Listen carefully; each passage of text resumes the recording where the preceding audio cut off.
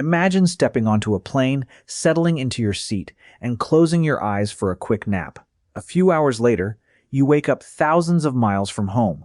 Today, meeting someone on the other side of the planet can be that simple. Travel has become so effortless that we rarely stop to remember how difficult finding another person once was. Now take the plane away. No cars, no maps, and definitely no phone to send a message saying, "I'm standing next to the big tree." Ancient humans had to cross open grasslands, climb mountains, and survive dangerous deserts on foot.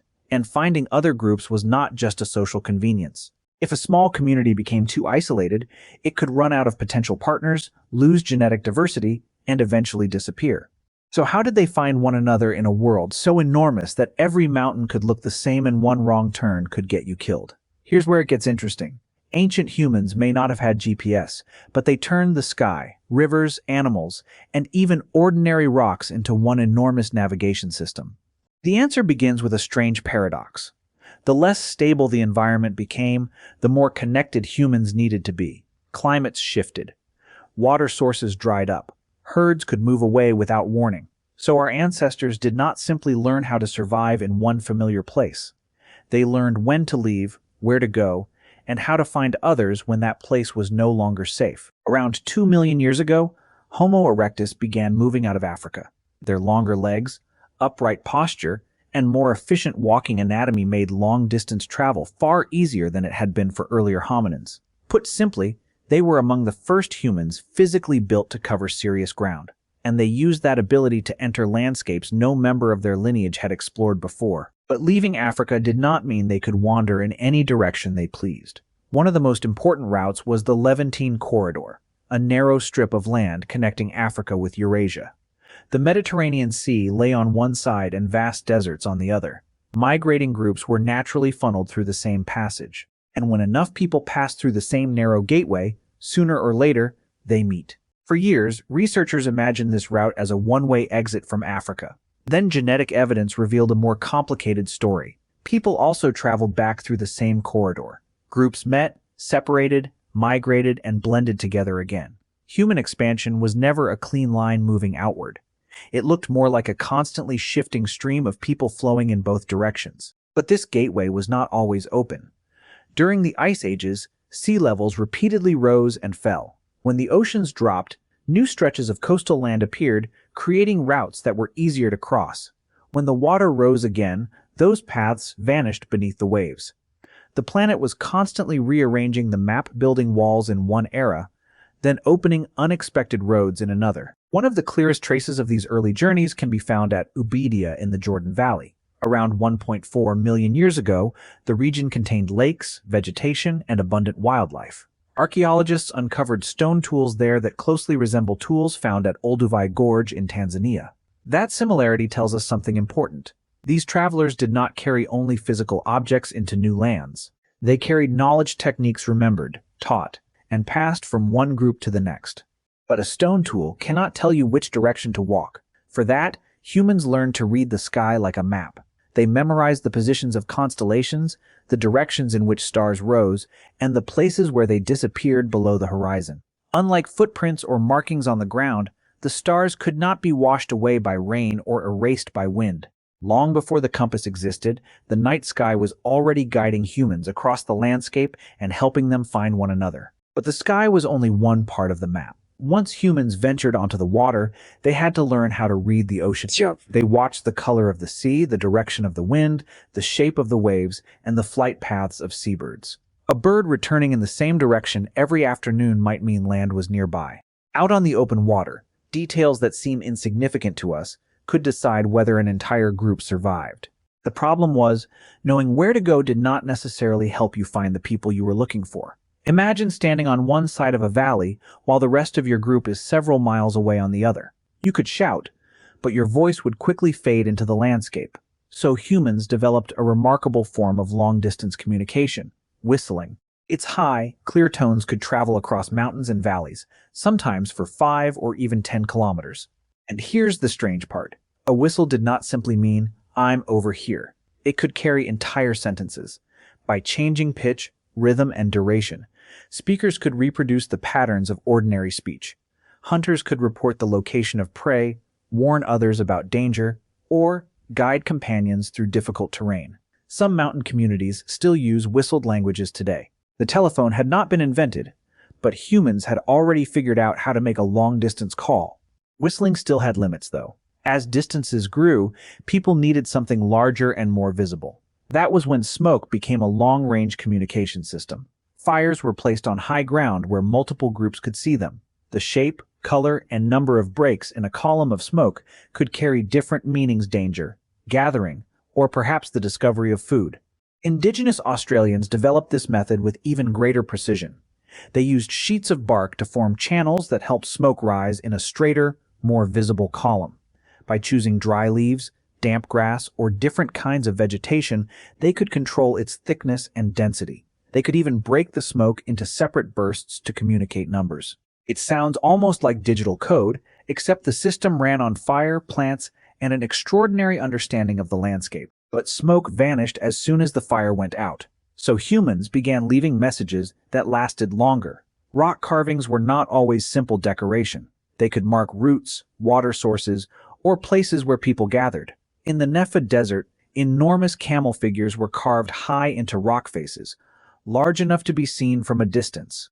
To a traveler, they may have carried a simple but powerful message. People had been here before, and this landscape could sustain life. Of course, not every message had to be carved into stone. Sometimes a single footprint in the mud could reveal an entire story. Sand trackers can study a print and estimate the age, sex, speed, and even physical condition of the person who made it. They may also be able to tell whether that person was carrying something heavy. To most of us, it is just a dent in the ground. To an expert tracker, it is a detailed personal record. And when separate groups finally found one another, the most important place was often beside a fire. Flames did more than provide warmth and keep predators away. They created a space where people could sit close together, relax, and talk. The pressures of the day slowly faded into the darkness. In a way, the campfire was humanity's first social network, only without advertisements, passwords, or someone arguing in the comments. At Gesher Benot Yaakov, archaeologists have found evidence of controlled fires dating back roughly 790,000 years.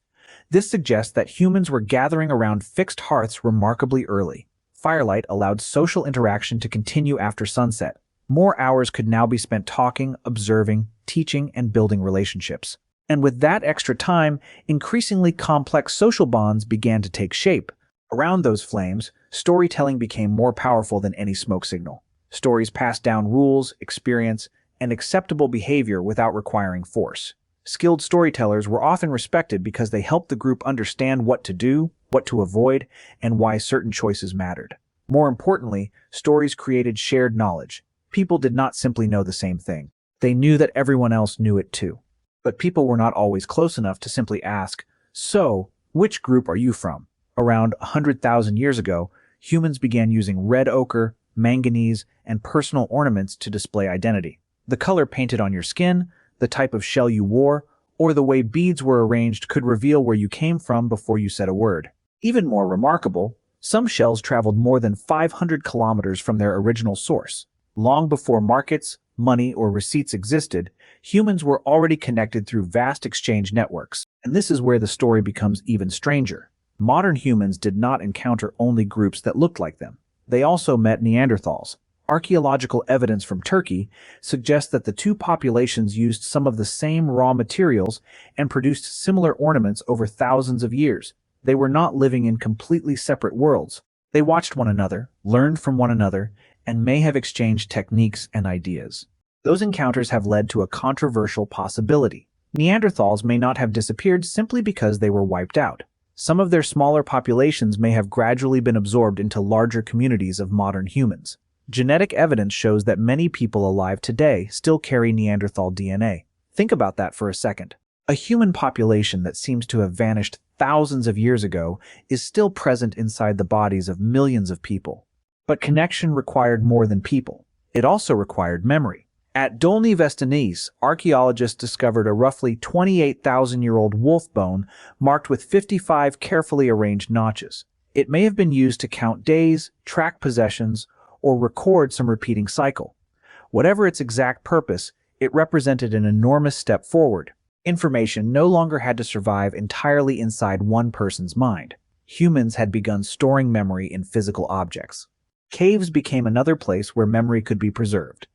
But they were far more than shelters from the weather. Artists used the natural curves and cracks of cave walls to shape the muscles, heads, and bodies of animals. When firelight flickered across the stone, the figures seemed to move. A solid wall suddenly became something like a prehistoric movie screen. There were no seats and definitely no popcorn, but the experience was probably unforgettable. Meanwhile, in the forests of Central Africa, hunter-gatherer communities maintained connections for roughly 120,000 years. A dense rainforest may look like an enormous green wall, but these groups turned it into a network of pathways. They traveled to find partners, attend ceremonies, and exchange knowledge. Genetic evidence suggests they were never completely isolated. Instead, relationships stretched across surprisingly large distances and endured for thousands of generations. Another clue survives inside language itself. Words connected to musical instruments and musical traditions appear among communities separated by as much as 2,000 kilometers. Everyday speech can change quickly, yet certain ceremonial terms may survive for extraordinary lengths of time. Why? Music may have acted as a bridge between distant groups. A familiar rhythm, instrument, or song could tell strangers that they still belong to the same wider cultural network. But wait, humans were not limited to traveling across land. Around 65,000 years ago, they crossed the sea to reach Australia. The journey required them to pass over at least 8 deep water gaps, including stretches where the destination could not be seen from shore. They used bark boats and navigated by following star paths, changes in water color, and shifts in the wind. The ocean was no longer simply where the land ended. It had become another road. Mesolithic hunters in Scotland also used boats to reach distant islands in search of animals and resources. At coastal stopping points, they built fires for warmth and to mark their presence. At night, those flames could be visible from the mainland. Each small fire functioned like an early lighthouse, telling distant groups that someone was out there and perhaps guiding them toward one another. Yet the most important technology may not have been the boat, the fire, or the ornament. It may have been the grandparent. As human lifespans increased, a third generation became part of the family structure, a living archive of experience. Older adults remembered migration routes, hunting seasons, water sources, and the mistakes that had once cost others dearly. Children had more time to learn difficult skills. Knowledge no longer vanished whenever one generation died. It could now be carried forward, refined, and passed on. As these smaller networks expanded, humans began creating large gathering places. At Karana IV in Jordan, hundreds of people may have met seasonally to exchange shells, precious stones, and news. But this was more than a prehistoric marketplace. These gatherings also created alliances, marriages, and relationships between distant groups. In other words, prehistoric humans enjoyed meeting strangers too. They just did it without dating apps. And that was only part of the story. When people moved, ideas moved with them. Techniques for producing tiny stone tools known as microliths could spread rapidly from one community to another through exchange networks. An object from a distant region was not merely useful. It also showed that its owner had valuable connections. The prehistoric world was not a collection of completely isolated groups. It was more like a global village operating at walking speed. But nature could suddenly tear those networks apart. Around 74,000 years ago, the eruption of the Toba volcano may have caused severe environmental disruption and contributed to population declines in some regions. The surviving groups would have needed to find one another to share food, knowledge, and potential partners.